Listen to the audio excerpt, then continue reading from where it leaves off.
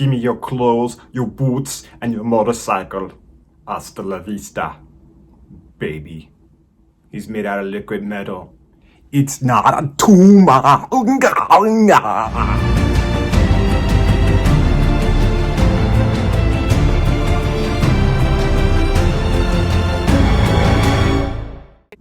Hi, I'm Lenny, and in this video I'm going to be talking about Terminator Dark Fate. Terminator Dark Fate is rated R and it's 2 hours and 6 minutes. It's directed by Tim Miller, who also directed 2016's Deadpool. No spoilers, but this is going to be a spoiler-free review of Terminator Dark Fate. He is back, and when I say he, I mean James Cameron. James Cameron is back and involved in the Terminator franchise. Terminator Dark Fate is written by and produced by James Cameron. So James Cameron is not the only writer involved in the story for this film, but he is one of the main writers. So that's a good thing. That's a positive thing, having James Cameron and his hands back on the Terminator franchise. Because somewhere along the way, actually I know exactly where we can pinpoint where it happened, but along the way, the Terminator films have lost their magic.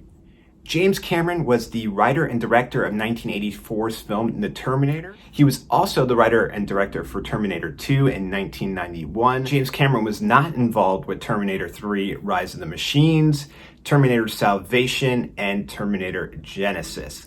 And that's why it's so great to have him back within the franchise.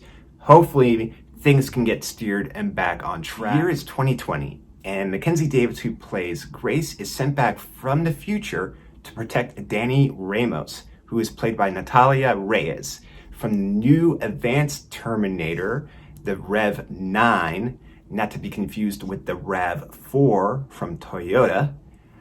The Rev 9 is played by Gabrielle Luna. Terminator Dark Fate also marks the return of Linda Hamilton, reprising her role as the original badass Sarah Connor. And what would a Terminator film be without him in it?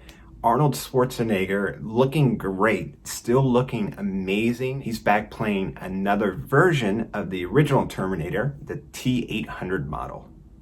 In my opinion, any new Terminator film is going to have a very difficult time living up to the magic that was T2. For me, personally, I still remember seeing Terminator 2 in the theaters in 1991 with advance tickets at an AMC in 1991 in my hometown, where if you wanted to get advance tickets, you had to go there personally and get them. This is before smartphones. This is before AMC A-list or any kind of movie plans. Actually, I lie. There was Movie Watchers, which was the original AMC movie plan that they had. You still had to go there in person to pre-purchase your movie tickets in advance, and you could not select which seat you were going to be sitting in. I still remember the movie-going experience, though. Watching Terminator 2 T2 on that screen in 1991 blew my young mind. I never saw a film like that. Now, there's going to be other films that I can recall that did that with their visual special effects and story.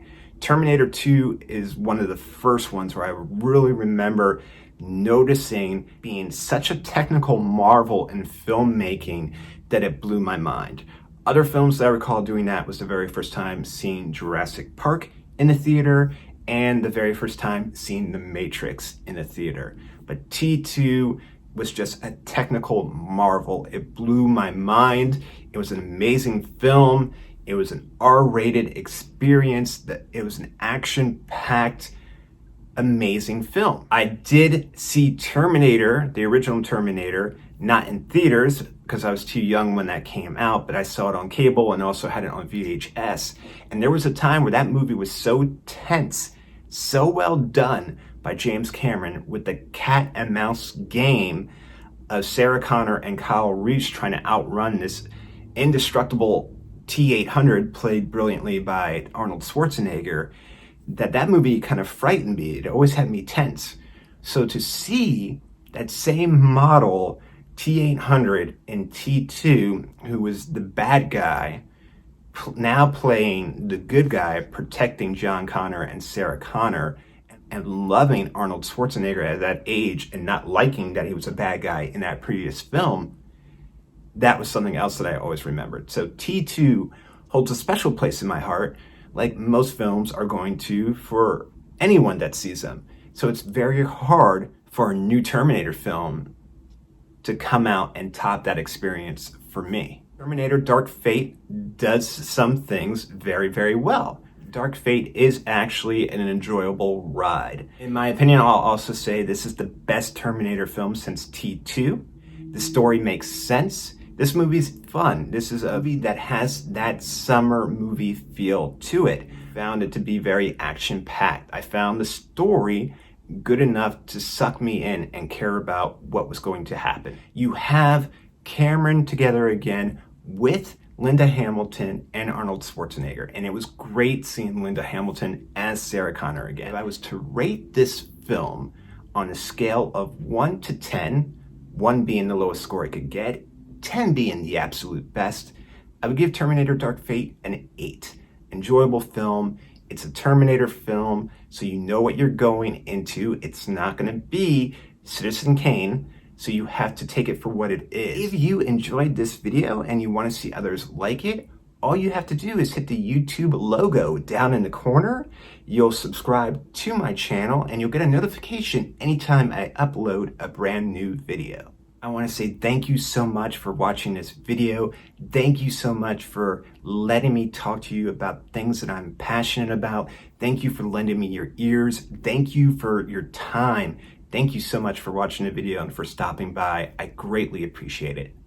As always, please be safe, be careful, and I'll talk to you soon.